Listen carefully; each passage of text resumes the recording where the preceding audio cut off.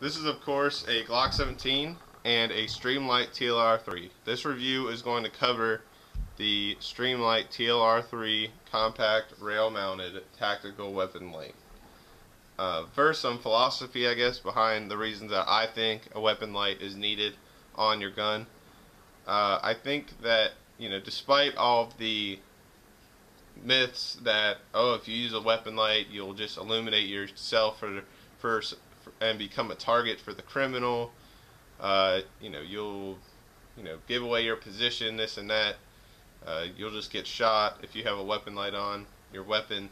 I think there is some truth to that, but I feel like if you use your light in the proper manner and with some common sense, that it would aid you in a low light or no light situation. People are like, well, I don't really need a weapon light. I got night sights. You'll see I got night sights on here. My response to that is that, okay, you have night lights or night sights on your weapon, but do you have any way to actually identify your target at night? And I think that is one of the most important reasons to have a weapon light on your gun at all times. If you just go shooting in the dark, you don't know if you're shooting an innocent person, your kids, your pets, or whatever. So to have night sights is good, but it's important to have a flashlight. And I feel like there's a lot of ways that you can carry a flashlight, or that you can hold a flashlight in your hands.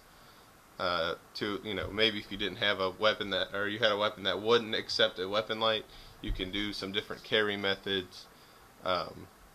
Still have both hands on the gun.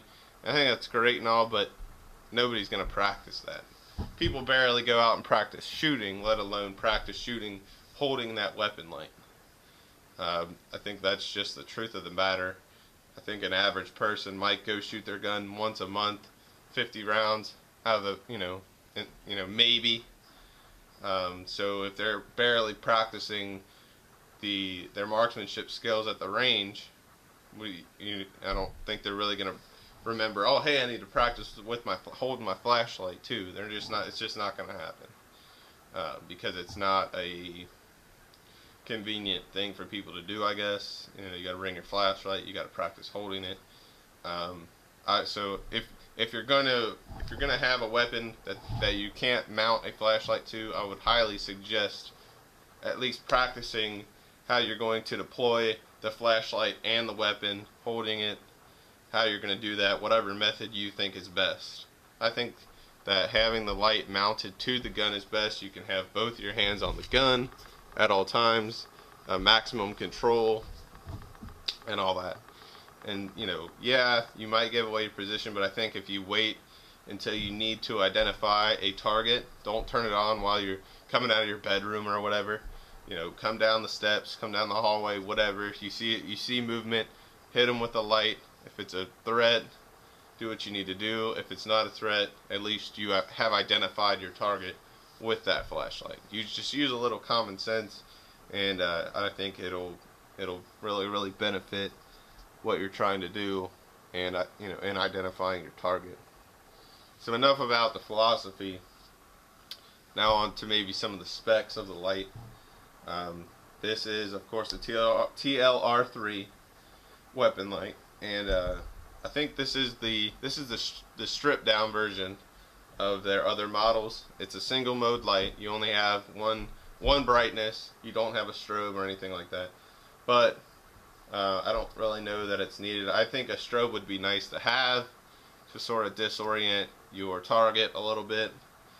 But like I said, it's better than nothing. This TLR-3 has a C4 LED Cree bulb in it, and that gives you 110 lumens of output, which is more than sufficient, I think, for a handgun. I think for a rifle you might want a little bit more, but this would maybe be good for a shotgun or a pistol, but I think it's best suited on a pistol.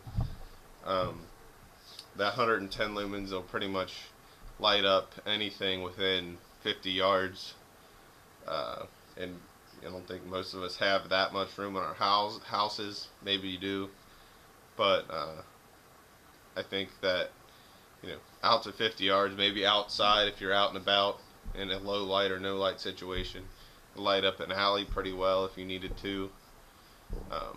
Stuff like that. 110 lumens gives you pretty much a good amount of throw and light that you need to engage a target.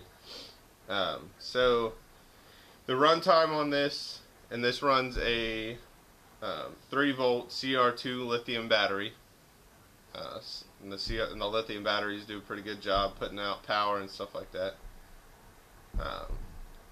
But that CR2 battery will give you an hour and a half of output. So the weight on this light is also another factor. If you carry every day like I do, weight is a huge deal.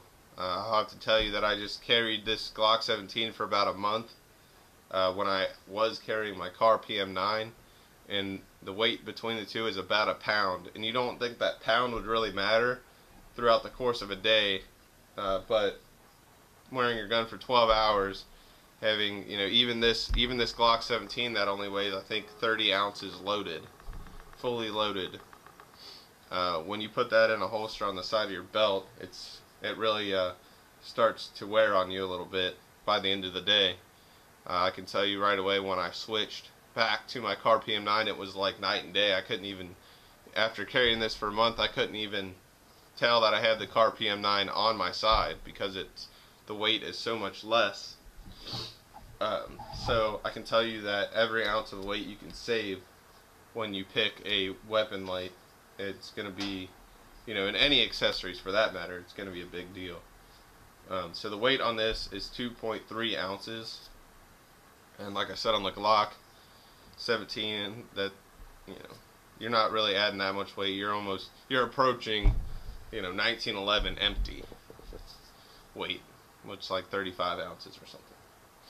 And so I think that's another reason why this is a really good option. It comes with a bunch of different keys, and the keys fit in these grooves, the grooves on your rail to keep it from moving.